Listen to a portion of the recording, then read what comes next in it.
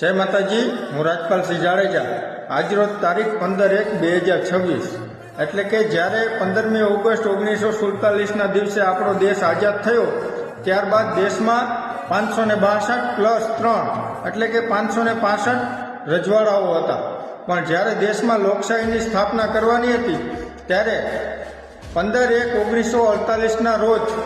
ભાવનગરના મહારાજા નેક નામદાર કૃષ્ણકુમારસિંહજી દ્વારા પોતાનું રજવાડું સરદાર વલ્લભભાઈ પટેલને તુલસીના પાને હસતા હસતા સોંપી દીધું હતું કે આ દેશની એકતા અને અખંડિતતા ટકાવવા માટે. તો જ્યારે મારી સરકાર પાસે એક જ વિનંતી છે અને અપીલ છે કે જેવી રીતે 2 ઓક્ટોબર એટલે કે ગાંધી જયંતિ ઉજવવામાં આવે છે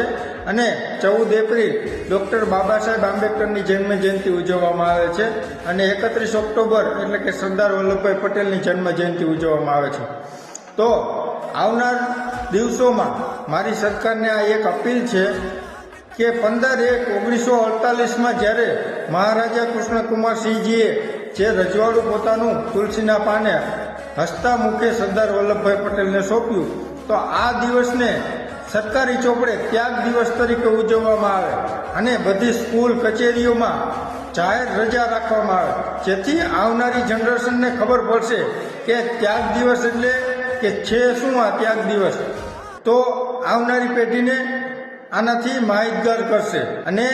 આવનારી જનરેશનને ખબર પડશે કે એક સમયે આ દેશમાં રાજા રજવાડાઓનું શાસન હતું અને રાજા રજવાડાઓનું શાસન કેવી રીતે ચાલતું અને હાલમાં આ લોકશાહીમાં શાસન કેવી રીતે ચાલે છે. તો મારી સરકારને એક જ નમ્ર વિનંતી છે કે કાયદેસર સરકારી ચોપડે આ દિવસને 15/1/1948ને ત્યાગ દિવસ તરીકે ઉજવવામાં આવે.